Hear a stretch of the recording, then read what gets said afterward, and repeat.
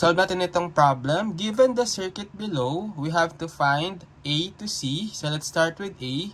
Find V if I is equal to 0.5 amps and R is equal to 25 ohms. So meron lang tayo ditong simple circuit. We have a voltage source with a value V. And then, meron tayong connected na resistor across it. So dahil meron tayong closed circuit, meron tayong dadaloy na current I. Basically, ang gagamitin natin dito ay yung Ohm's Law. So ang formula natin for Ohm's Law is we have V is equal to IR, where V stands for voltage and it is measured in volts or capital V. I stands for current and it's measured in amperes or capital A, and R is the resistance and it is measured in ohms or omega. Okay, so if we try to apply this formula for letter A, we need to find V if I is equal to 0.5 amps and R is 25 ohms. So using the formula, V is equal to IR. So substitute lang natin yung value. We have I is equal to 0.5 amps. Then times the resistance, which is 25 ohms. So therefore, the voltage is equal to 0.5 times 25, or it's equal to 12.5 volts.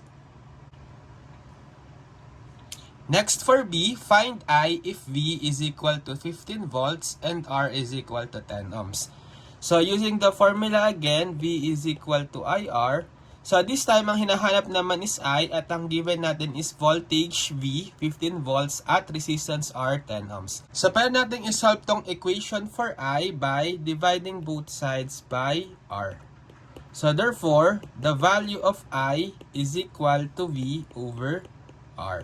So substituting the values, we have V is equal to 15 volts divided by R, it's equal to 10 ohms. So the value of current I is equal to 15 divided by 10 or 1.5 amps. Next for letter C, find R if V is equal to 24 volts and I is equal to 2 amps. So using again the Ohm's law, V is equal to IR. So ang given naman natin is yung voltage at yung current I. So solve natin si R, we can divide both sides by I, cancel I, therefore R is equal to voltage divided by current. So substituting the values, we have V is equal to 24 volts and then I is equal to 2 amps. So therefore, the resistance is equal to 24 divided by 2 or simply 12 ohms. Okay, so now it's your turn. So try nyo namang sagutan itong problem and just comment your answers.